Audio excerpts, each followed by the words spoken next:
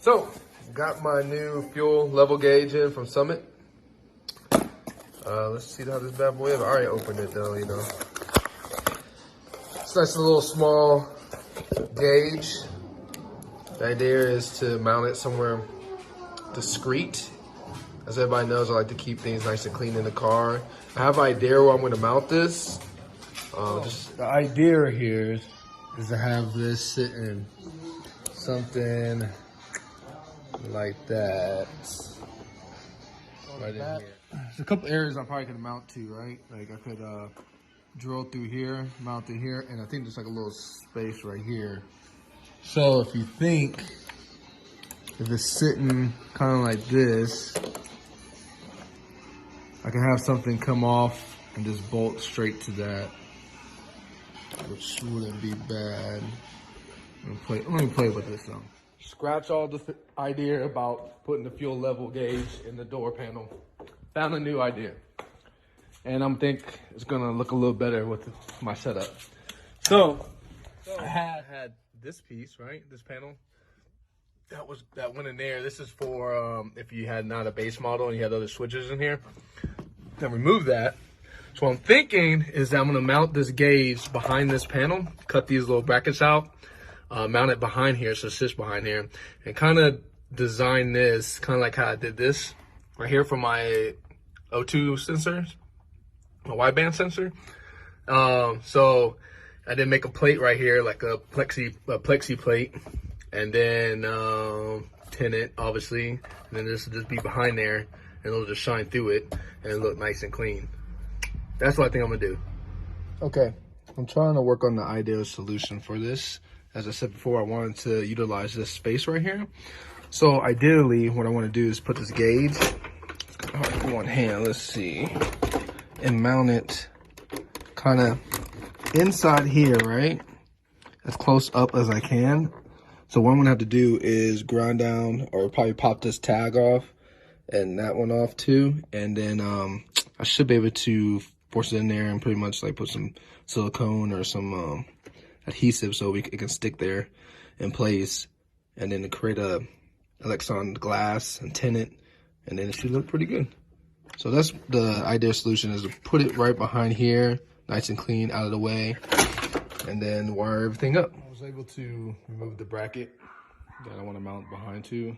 I already trimmed it up so the gauge can sit right behind there, and this is how it should go.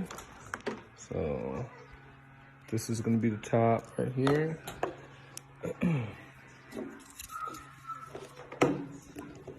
Give me a sec. And I'm going to sit it kind of like right behind there. And how I'm going to secure it is going to be using some, not adhesive, but some epoxy. I want to say JB Well, but I'll show you exactly what I'm going to be using. And so I can secure it right there. And then before I do that though, I'm gonna make the plate that's gonna go above this so I can have both of those things drying and stuff like 24 hours. But yeah. This is what I'm gonna be using to secure that gauge behind this little bracket. I forget exactly what this is called, but I got it for my brackets I use for my end plates, the carbon fiber bracket. So my carbon fiber brackets is connected like this, and then it has these secure oh my gosh, I can't even speak right now, screw mounts, right, that go inside the carbon fiber tube. And what I do is epoxy that inside there, and that stuff doesn't go anywhere. So, but yeah, there's that. But yeah, so this is what I'm gonna be using for that gauge. But right now what I'm gonna do is cut the Lexan out for the top of it. What it pretty much is gonna do is gonna sit on top of this lip right here. And it'll sit flush right there. And what I'll probably do is just super glue it or whatever to that, because they ain't gonna go nowhere. This is my CAD design.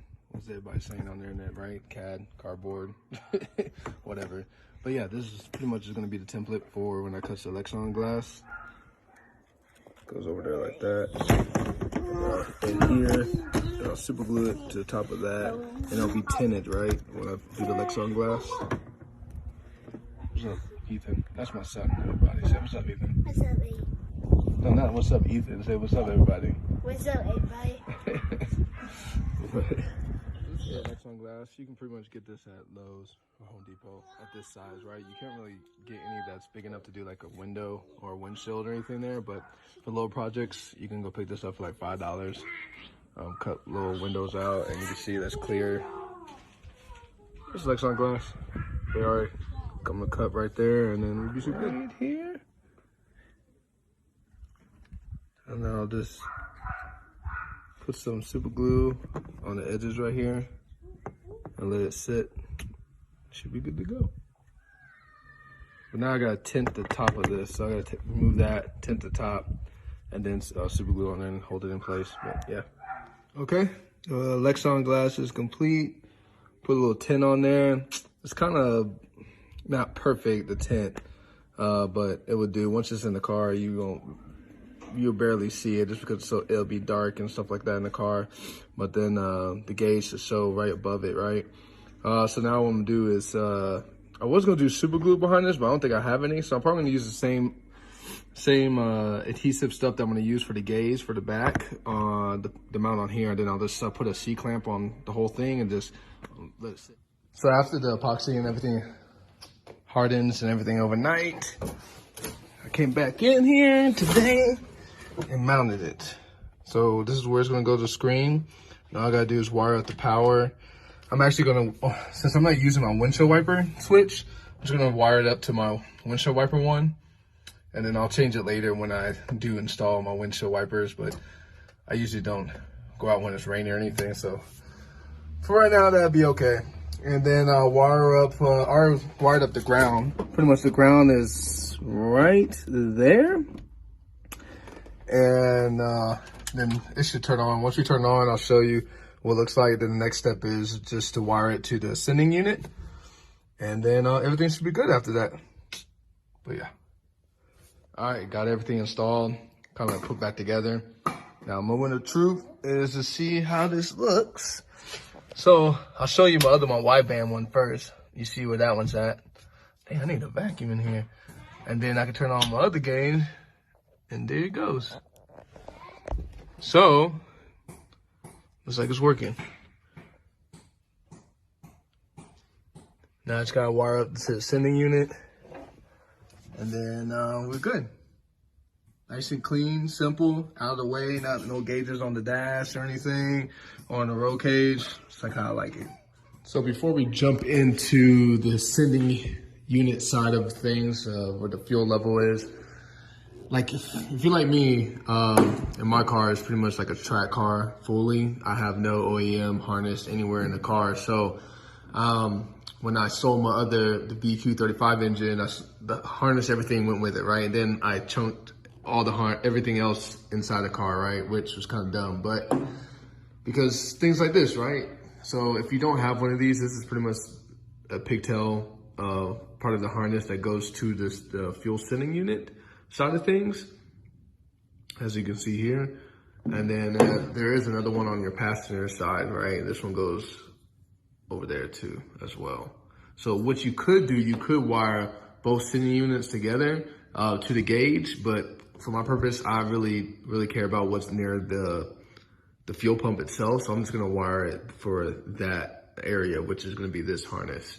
Where you can get these items, right? If you are looking for these plugs, what you can do is just Google 350Z fuel pump and level plugs, and it should pop up. I got these off of eBay, right? I think they're like 12 to 17 bucks shipped to my door. So yeah, these are the plugs that you would need. Now let's go into actually how to wire this, right? Because before this, I started Googling and do my search just like anybody else would, right? About how to wire a aftermarket fuel level gauge to a 350Z OEM fuel sending unit, right? Couldn't find nothing anywhere, right? So I was like, all right, well, let me see if I can just do it, and then I'll make a video to show everybody else, right? So this right off the bat, let me get a little thing so I can point and show y'all. If you need to wire up your fuel pump, the two wires is going to be this black and yellow one right here, and this black, solid black wire right here with like some silver dots on it. One's gonna be ground, one's gonna be the power to the fuel pump, but those two are gonna be for your fuel pump. Next is gonna be this yellow wire right here. That's gonna be to the fuel level sending unit. And then this black and red one right here is gonna be to your ground. So you're just gonna be utilizing this yellow one and this red one for your fuel level gauge. That should work, hopefully. We're gonna try it right here and then see if it works, cross fingers. It should though. So first what I'm gonna do is wire up my fuel pump stuff that I already had initially wired up, but just plugged into those little clips. Just to make sure it works before I move on to any other steps, right? To make sure everything's good there, and then I'll move on to the fuel level sending unit. But yeah, so that connection to my harness that goes, you know, to my engine and all that good stuff. But yeah, so let's see if that works for our fuel pump.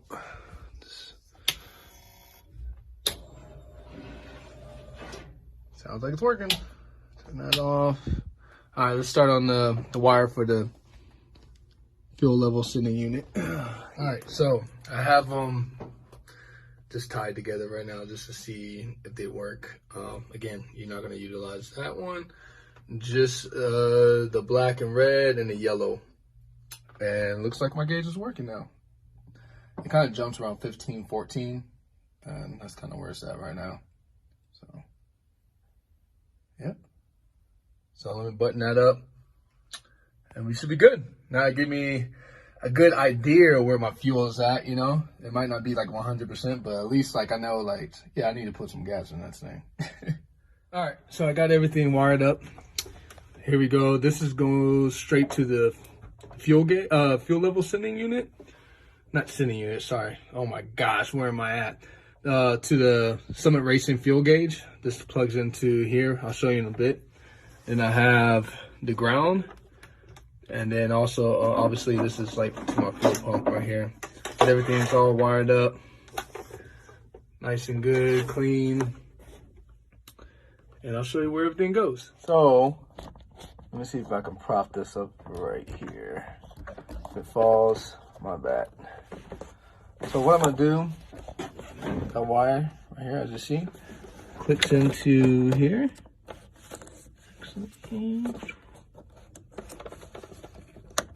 Boom. Easy. That goes to the unit. It's gonna tuck the back. All right, that's plugged in. So plugged in here, ground to this fuel gauge, and that's it. Then I can close all that back up, and we're good. Okay, everything's all buttoned up, nice and clean, back to where it needs to be. Let me show you. Turn on my gauges. Look at that.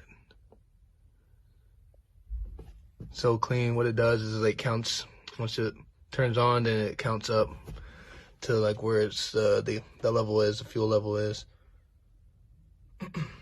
Yeah, there we go. Clean.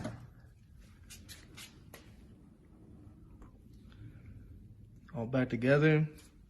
Looking nice. Yep. You got that. Fuel pump still works. Perfect. And it's gone. You see it? No, you don't. All right, came out really clean. I'm happy with the install. Get y'all thoughts on it. So there y'all have it. Completed the fuel level gauge install. Hopefully I gave y'all some understanding on how to do it to wire to a 350Z fuel sending unit. I know I looked everywhere and I couldn't find any of that online. So hopefully my video helped y'all just a little bit, you know. If not, maybe, I know y'all gonna probably do it better than I did. I just showed you what I would do, right? I'm not the best, I'm not the pro mechanic or whatever, but I do like to mess with things, right? So hopefully y'all like this video. Like I said, maybe some more to come. And then we'll take it from there. We'll see. All right, guys? Y'all have a great day.